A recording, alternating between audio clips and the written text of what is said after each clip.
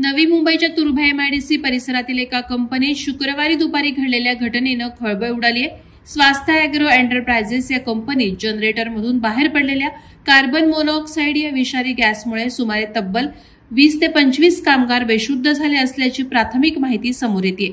यामध्ये 16 महिला आणि 10 पुरुषांचा समावेश आहे। या घटनेनंतर सर्व कामगारांना तातडीनं वाशी येथील एमजीएम रुग्णालयात दाखल करण्यात आलं असून काहींची प्रकृती चिंताजनक असल्याची माहिती समोर येते।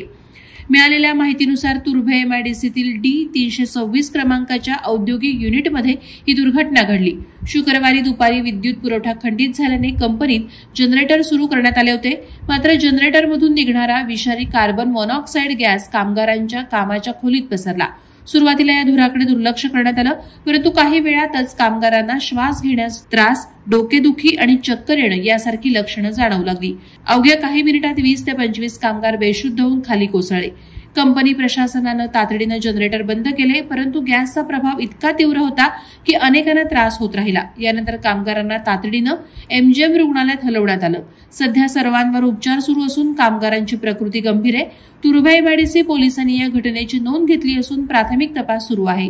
या घटनेत प्रभावित झालेल्या कामगारांमध्ये बहुसंख्य महिला असून त्यांना प्रामुख्याने श्वास घेण्यास त्रास, थकवा आणि डोकेदुखीचा त्रास जाणवत आहे। सूत्रांनी दिलेल्या माहितीनुसार काही कामगारांना आयसीयू मध्ये ठेवण्यात आलंय। या घटनेमुळे कामगारांच्या कुटुंबियांमध्ये भीती आणि तणावाचं वातावरण आहे। या घटनेनंतर कंपनी प्रशासनाकडून अद्याप कोणतीही अधिकृत माहिती प्रसिद्ध करण्यात आलेली नाही। ही घटना नवी मुंबईतील औद्योगिक क्षेत्रासाठी एक गंभीर इशारा आहे। यापुढे अशा दुर्घटना टाळण्यासाठी कठोर उपाययोजना आणि नियमांचे काटेकोर पालन करणं गरजेचं आहे, अशी मागणी सर्व स्तरातून होत आहे। आज आंबेडकर नगर येथील D326 या कंपनीमध्ये 27 लोकांना गॅसचं लागण झालेलं आहे। या घटनेची माहिती आम्हाला मिळताच आमचे सर्व पदाधिकारी कार्यकर्ते त्या ठिकाणी पाहणी करायला गेलो आणि त्यानंतर आम्हाला लक्षात आलं की जो प्लॉट आहे ते कंपनी, त्या एकाच कंपनीमध्ये 2 प्रकारचे कामं चालतात। सुरुवातीलाच त्या ठिकाणी जो गॅसचे बाटले आहेत, ज्या हॉस्पिटलला आपण सप्लाय करतो ते गॅसचे बाटले आहेत आणि पाठीमागे फ्रूटचं मॅन्युफॅक्चरिंग होत असतं, म्हणजे पॅकिंग करून पूर्णपणे सप्लाय करतात, एक्सपोर्टर आहे। तर सदर जो कंपनीचा ऑनर आहे त्यांनी हा जो प्रकार झालेला आहे तो प्रकार दाबण्याचा प्रयत्न केलेला आहे। सदर घटनेमध्ये पोलीस यंत्रणा देखील त्या ठिकाणी येऊन गेलेली आहे। मला आश्चर्याची गोष्ट हे या ठिकाणी लक्षात आणून द्यायचं आहे, एमजीएम हॉस्पिटल इथे सगळ्यांना भरती करण्यात आलेले आहे। विशेष करून एक महिला आहे, ती देखील प्रेग्नेंट आहे आणि 4 लोक आयसीयू मध्ये आहेत।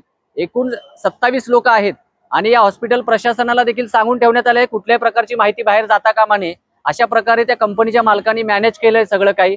मी पोलीस प्रशासनाला आणि एमपीसीबीला विनंती करेल की झालेल्या घटनेची चौकशी करून सदर तो जो व्यक्ती आहे त्या व्यक्तीवरती कायदेशीर गुन्हा दाखल करावे, अशी आमची मागणी आहे। आता हॉस्पिटलच्या एका व्यक्तीकडनं आम्ही माहिती घेतली, तर त्यांनी सांगितलं की कार्बन मोनॉक्साईड हे त्यांना लागण झालेलं आहे।